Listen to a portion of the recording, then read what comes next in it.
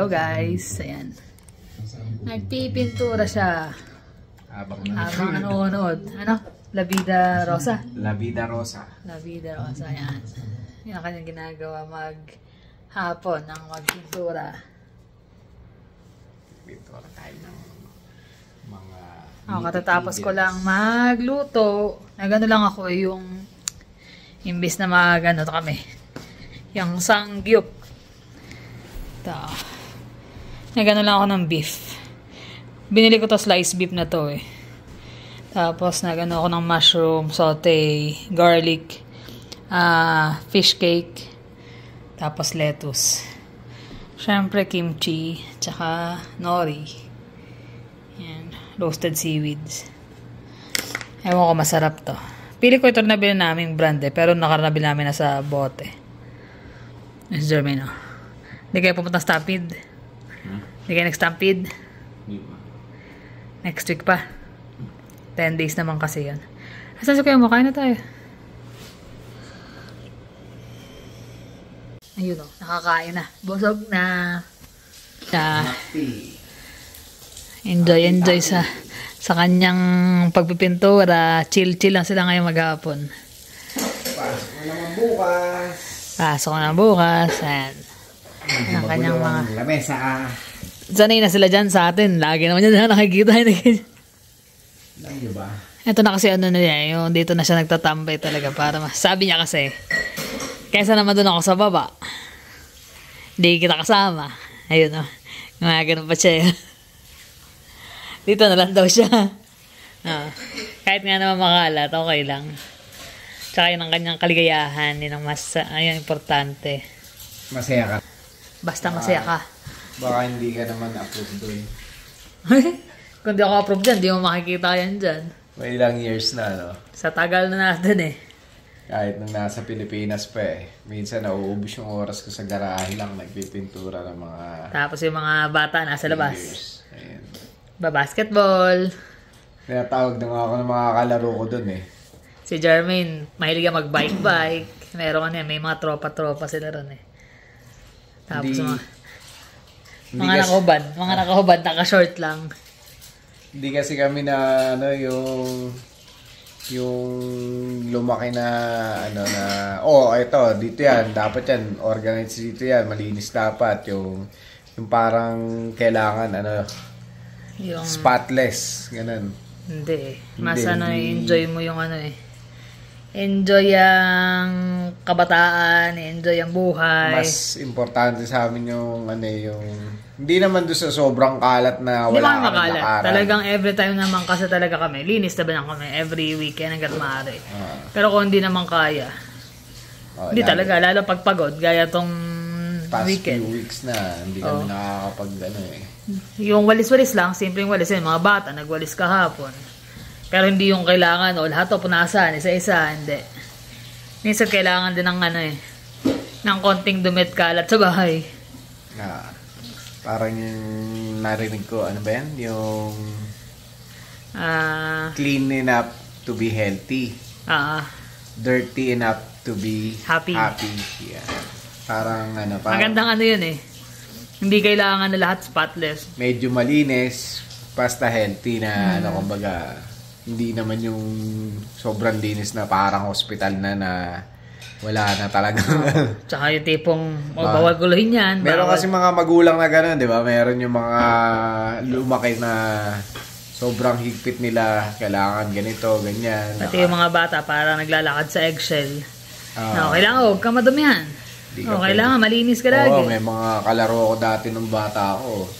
May bimpo pa sa likod, yung yaya, kasama bang naglalaro. May pulbos, bawal pawisan.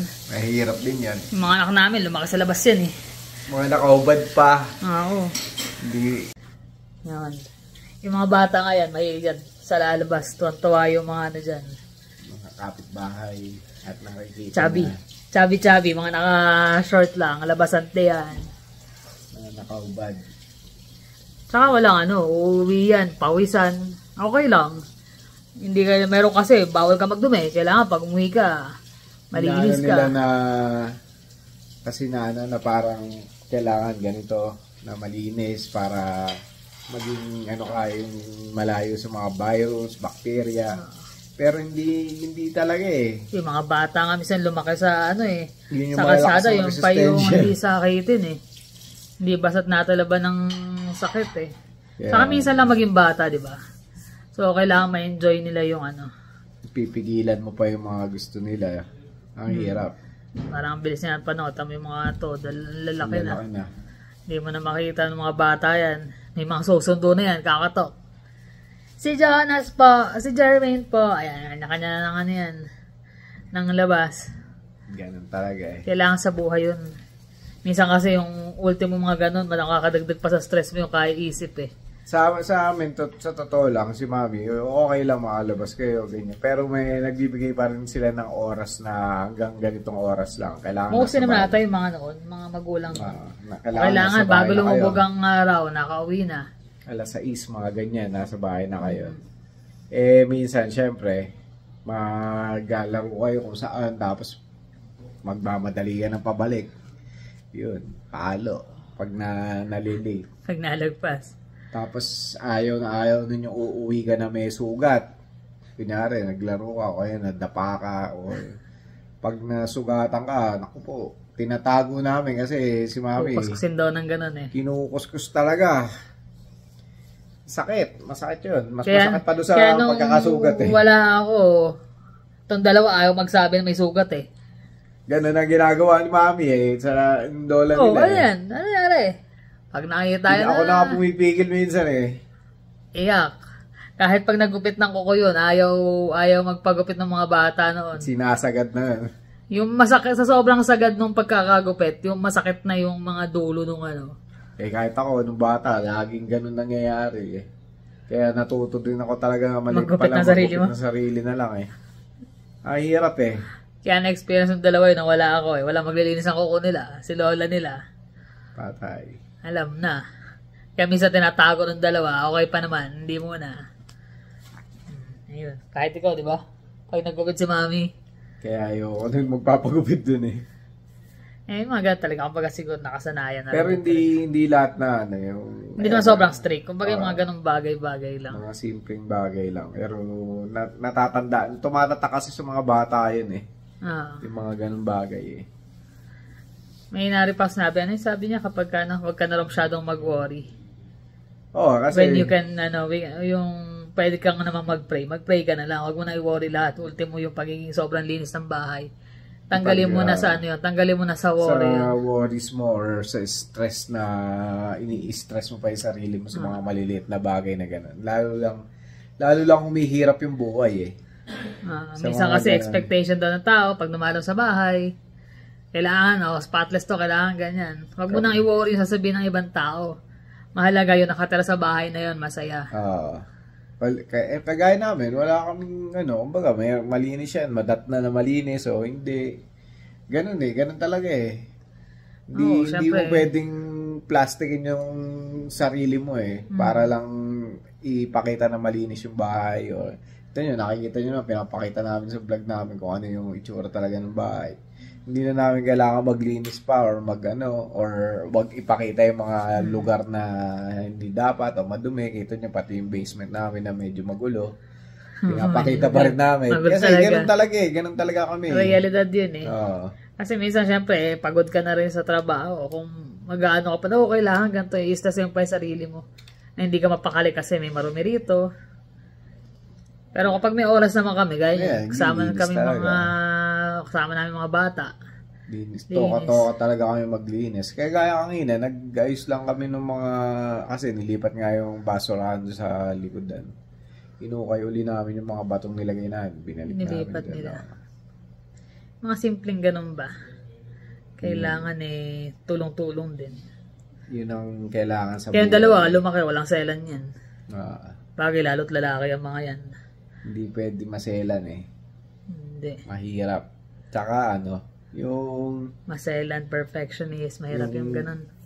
Yung pagiging perfect wala talaga mahirap talagang abutin yun eh. Tsaka walang ganung bagay sa mundo eh. Walang perfecto. Maging relasyon, maging ugali ng tao, walang perfecto. Lahat yan merong kahit nakikita nyo kami sa vlog na masaya, may dumarating din na point na nag-aaway kami or nagkakaroon ng hindi pagkakaunawaan. Hindi man away to the max, pero hindi man ganun. Mga simpleng tampuhan. Simpleng tampuhan, ganyan.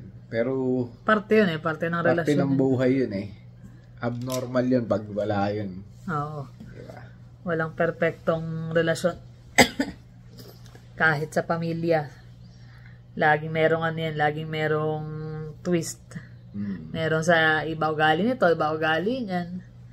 Meron talaga. Naano din ako sa mga comment nila doon sa Saan? Doon sa nakaraang vlog natin, yung tungkol doon sa yun nga, yung mga yung tutulungan para makumunlad yung di ba? Yung pamilya. May nag-comment doon nakakaano rin Sabi niya, may mga iba kasing mga kapamilya, ganyan, talagang hindi na kumikilos. Nakasalalay na lang, ganyan. Ganun talaga. Hindi naman natin mapipili yun Oo, pamilya. Hindi ka naman, bago ka isilang, hindi ka naman makapili ng pamilya kung saan ka mapupunta ang pamilya. Oo. Nasa sa atin na lang talaga pa natin pagbubutihin at agagawin maayos ang buhay. Ang pagsasama. Lalo sa mga magkakapatid, siyempre, hindi naman maiwasan dyan yung pagtatalo. Meron isang mas makakaangat.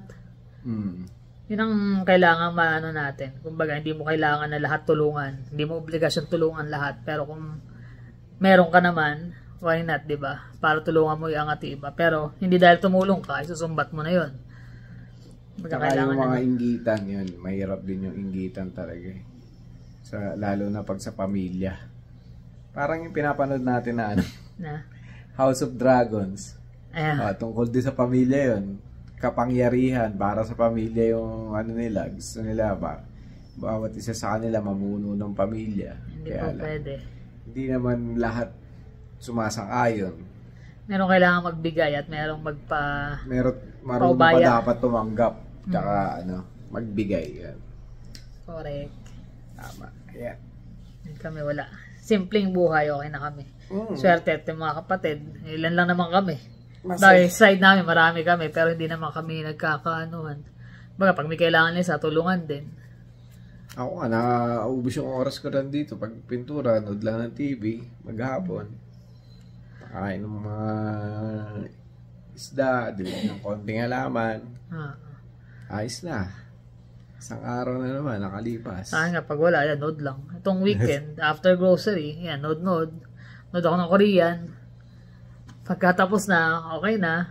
Although, kung titingnan ng mga iba nating kababayan o iba nating mga viewers, medyo boring nga yung buhay. Pero, nasa sa atin kasi yun nasa sa inyo, nasa sa bawat isa sa atin. Kung saan ka magiging masaya. Kung boring man sa tingin ng iba, pero masaya ka naman sa ginagawa mo. Parang yung yung may nag-comment sa atin nun, sa lahat daw ng vlog na kami daw pinaka-boring. Para sa amin, hindi naman namin, siguro para sa kanya, boring. Kahit daw nakangiti tayo, parang hindi tayo masaya. Parang ganun daw ang dating namin sa kanya. Pero, ganun pa man, wala kaming magagawa kasi kanya-kanya tayo ng pananaw sa buhay. Kami, simpleng tao lang kami. Hindi naman kami yung tatawa. Wala naman nakakatawa, syempre. Di ba? Okay, gagawa ng kwento na hindi naman totoo. Tsaka simple lang talaga kami. Hindi kami yung masaya na kami nasa loob ng bahay. Kung mapapansin nyo, wala kami masyadong ganap sa labas. Bihira. Minsan, mag-grocery lang. Makakaaway mo pa yung yung cart. Yun. Meron din nag-comment doon na sabi niya, pati yun, kinontent nyo pa. Sabi naman nung, nag-comment na isa. At saka ako, nag-comment din ako sa kanya. Sabi ko, ganun talaga yung nangyari. Ganun talaga yung buhay. Kaya nga kami nagbablog, sinasama namin kung ano yung nangyayari sa buhay namin dito sa Canada. Hindi naman magpapaka-plastic yun ang totoo. Pero yung gagawa ka ng hindi naman kami perfecto na hindi kami napapaaway. Siyempre, nawawala din minsan ng yung pasensya mo. Pasensya. Meron pa nagsabi, baka mamaya, mapatulak ka, dapat pinalampas mo na. Mga bagay, kaya minsan may mga inaapi kasi pumapayag magpaapi.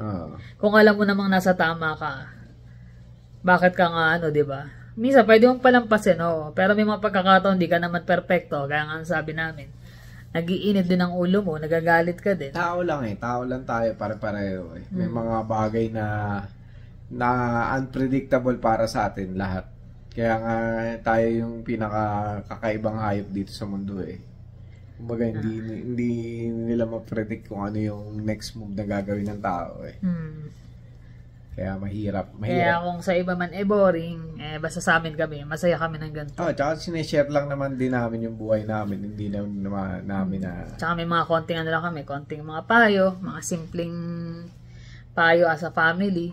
Nakakatuwa nga kasi marami rin nanonood sa atin na may mga edad na eh. Tapos, mas marami nga. Oo, tapos nagsasabi yun na lang kung maisip mo mas mostly mga nanonood sa amin, mga iba retiree na. Or may edad na. Sinishare kasi nila yung mga yung mga experiences nila. Oo nga, ganito. Tsaka natutuwa sila kasi nakaka-relate sila. So, happy kami dun. Happy kami na may mga tao na nakakakita pala o nakakapansin nung nung vlog namin at saka yung mga sinasabi namin.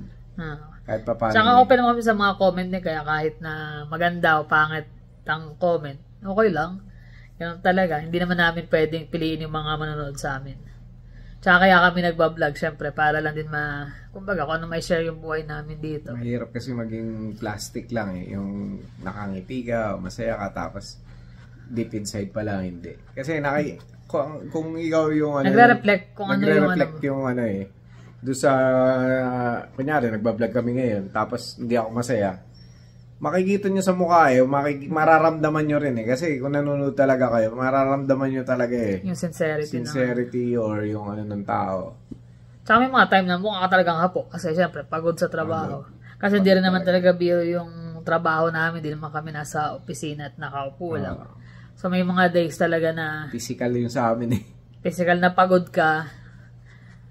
So, hindi naman namin pwedeng diyan na mukha ka masigla, kitang-kita sa mukha mo na pagod ka. Kaya pasensya na lang din sa mga taong hindi nila ma-appreciate yung mga ganung bagay at hindi nila magets.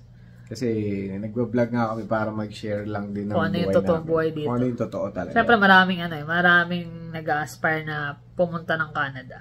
So ito yung real life sa Canada. Depende sa tao kung paano gusto. Kami, mas relax kami pag nasa bahay. Kung hindi man, pag lalabas kami, yung makapag-banding lang ba, lalo pag sa mga bundok-bundok ay, yun ang talaga. Yun ang number 1 na nakakapagpalis talaga ng stress. Kaya yung mga nandito na sa Canada or nandito sa Calgary, kung may mga oras kayo, huwag niyong sayangin, kumbaga. Kung may pagkakataon kayo, pumunta na kayo ng bundok, ganyan. Kahit maupo lang kayo sa tabi ng lake, yung fresh air. Sa amin ang kaibahan kasi nga, yung off namin, isa lang magkasabay. Kasi ito lately nga, busy sila Saturday. So, wala kaming time pa na magpapasyal. Pero pag may bakante naman, lalo yung mga ganyan, sumasagay. Yung mga bata naman, wala nang hilig talaga. Tsaka Stampede Week pala rito ngayon sa Calgary. Stampede. Pinakamalaking event yan dito sa sa Calgary. Hindi lang sa Calgary, sa buong Canada. Kasi maraming mga... Hindi, mismo yung main event ng Calgary, ibig sabihin. Kasi marami rin event sa ibang province eh. Pero ito talaga... Pero dinadayo ng mga tiga ibang bansa.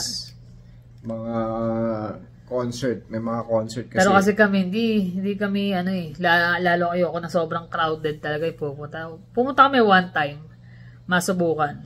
Pero... Hindi ko napili. Hindi ako napawaw. Pero may mga tao kasi mahilig sa crowd. Masubukan yung iba nga, masubukan yung pagkain. Nasubukan din namin yung pagkain, parang haba ng pila eh. Bago ka makakain, wala na, mainit na uhulo mo sa haba ng pila. Yung tipong wala ka ng ganang kumain. Pero yung mga bata yan, yearly naman. Ang hirap pang mag-park. Maghanap ka pa ng parking spot mo.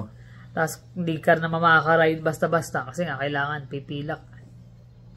Yeah, si Jermaine merong super pass. So, full day ng 10 days na yun.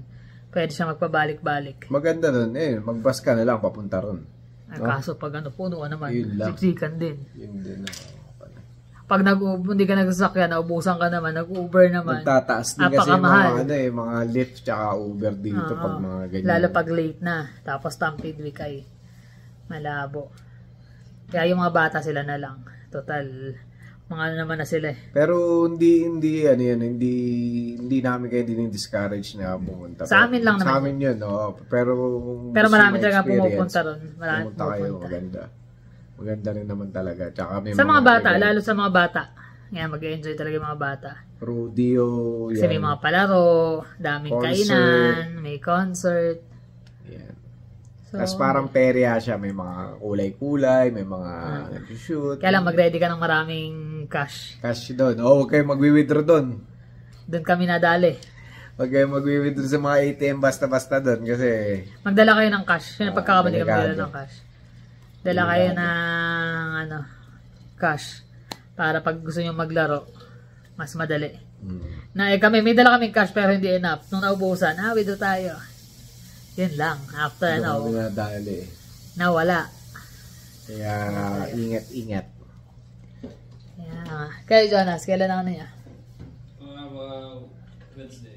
Wednesday. Si Jermaine Thursday, hindi pala kayo magkakasabay. Si Jermaine, hindi sulitin eh. May mga kanya-kanya silang tropa. Sa ilan naman guys, na-share lang naman namin ang aming ganap at konting mga... Happy Stampede Week dito sa mga nandito sa Calgary ngayon. Kami Wednesday, meron kaming... Yung mga tiga dito sa Calgary, gusto nyo ng free breakfast. So, magdaway mo lang. Free breakfast, punta kayo sa kanila. Meron sa namin, sa work. Sa Wednesday, July the 10th. 7 hanggang 9:30. Pwede ba take out doon? Pumunta ka, gusto mo. So, libre breakfast. Pero around Calgary naman, maraming may free breakfast. Marami. So, yung mga taga Northwest na malapit sa trabaho ko, gusto nyo mag-PM na lang kayo, sabihin ko saan ang address.